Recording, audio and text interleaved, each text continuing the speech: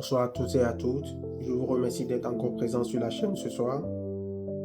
Aujourd'hui, je vais vous parler du livre The Way of the Superior Man de David Deida. C'est un livre qui explique à comment être un homme supérieur, comment être un homme ancré, comment évoluer dans sa vie en tant qu'homme.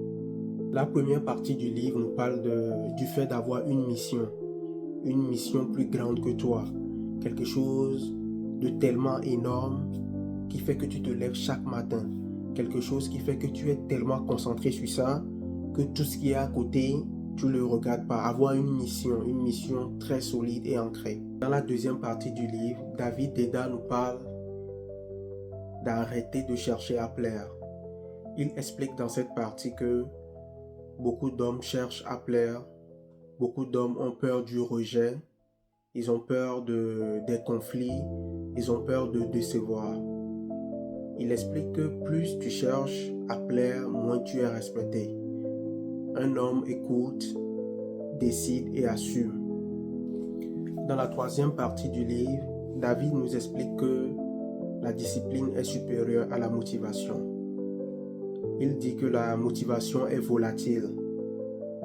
Tu dois faire ce qui doit être fait même si tu n'as pas envie de le faire. Que ce soit tes entraînements, que ce soit ton travail. Il explique que la constance vient du fait que la personne fait la même chose même s'il n'a pas envie de le faire. Dans la partie 4, il nous parle de maîtriser son énergie. Selon lui, un homme qui gaspille son énergie dans tout ce qui est distraction, plaisir, réaction émotionnelle est un homme faible. Pour lui, un homme doit être concentré, doit être ancré, doit prendre de bonnes décisions, doit transformer tout ce qui vient à lui et de le canaliser. La partie 5 du livre nous parle du fait que le calme est une force.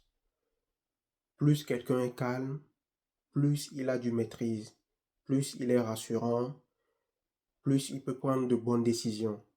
Selon lui, celui qui fait du bruit, c'est pas celui qui contrôle, mais c'est celui qui est calme. The Way of a Superior Man, c'est pas un livre qui est destiné à tout le monde.